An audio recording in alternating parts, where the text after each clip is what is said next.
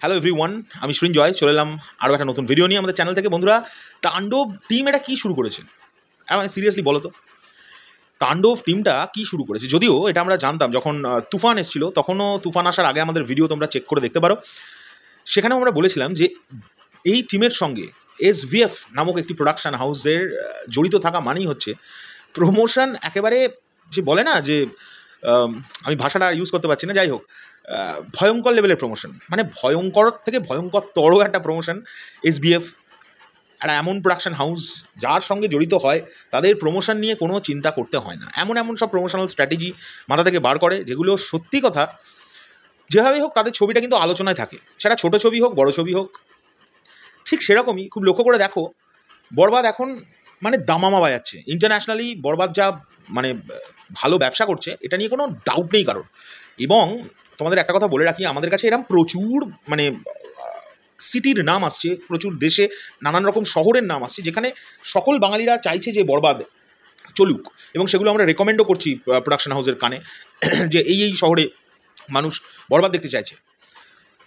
তো সেরকম একটা মোমেন্টে এখনও বরবাদের দামামা চলছে, বরবাদের কিছুই শান্ত হয়নি।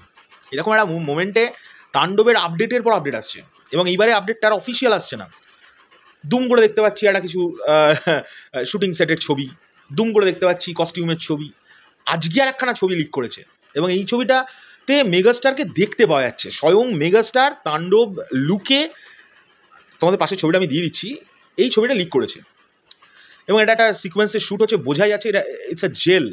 দেখে তো তাই মনে হচ্ছে, মানে এক চোখে দেখে তাই মনে হচ্ছে যে তাণ্ডবের এই যে ছবিটা লিক করছে এই ছবিটা একটা জেল সিকোয়েন্স। এখন বিষয় হচ্ছে জেল সিকোয়েন্স মানে তো ওই বিষয়টা ভয়ঙ্কর একটা বিষয়, এবং একজন ব্যক্তিকে দেখা যাচ্ছে এই ছবিটার উল্টো দিকে একটা AK-47 রাইফেল নিয়ে বসে আছে। তার মানে এটা কোনো একটা অ্যাকশন সিকোয়েন্সই শ্যুট হচ্ছে। কিন্তু অবাক বিষয়, তাহলে কি তাণ্ডব সিনেমায় কোনো জেল ব্রেক এরকম কোনো সিন আছে জেল ব্রেকিংয়ের, যেখানে মেগাস্টার ঢুকবেন, সব তছনছ করে দিয়ে কাউকে ছাড়িয়ে নিয়ে আসবে, সামওয়ান বিগ বা মেগাস্টারকে ছাড়াতে তার টিম বা কিছু, আমি না কিছু বুঝতে পারছি না।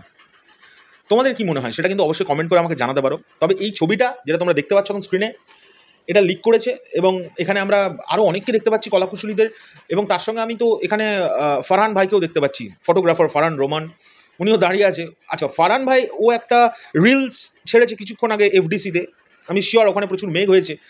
তা সেখানে মেগাস্টারের যে একটা ক্যারাভ্যান আছে পার্সোনাল, সেটাকে দেখলাম, এবং রাফি ভাইয়ের সুন্দর যে গাড়িটি আছে সেটা দেখলাম পার্কিং করা আছে। যাই হোক, ওখানে শ্যুটটা হচ্ছে, বাট FDC-র মধ্যে এই জায়গাটা, এটা আমার মনে হচ্ছে কোনো একটা জেল ব্রেকিংয়ের দৃশ্যই হবে। তোমাদের কি মনে হয়? তোমরা একটু কমেন্ট করে আমায় জানাও তো।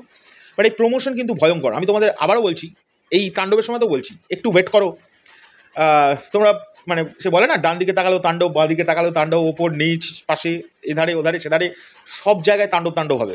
কারণ আবারও বলছি, রিপিট করছি, এই সিনেমাটার সঙ্গে কিন্তু SVF জড়িত, এবং এরা যে কী লেভেলের প্রমোশন করতে পারে ডিরেক্ট অর ইনডিরেক্টলি, তার মানে মনে আছে তো তুফানের সময় কি করেছিল, মানে এপাশে ওপাশে মানে যেখানে তাকাবে সেখানে তুফান। তাহলে তাণ্ডব কী করতে পারে এটা ভাবো, কারণ আরেকটু বড় বাজেটের ছবি তাণ্ডব, তুফানের থেকেও।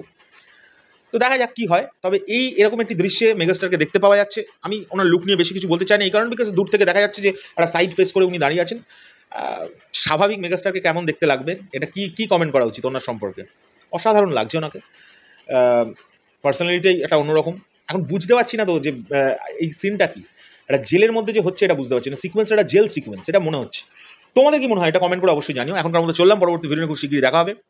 টাটা।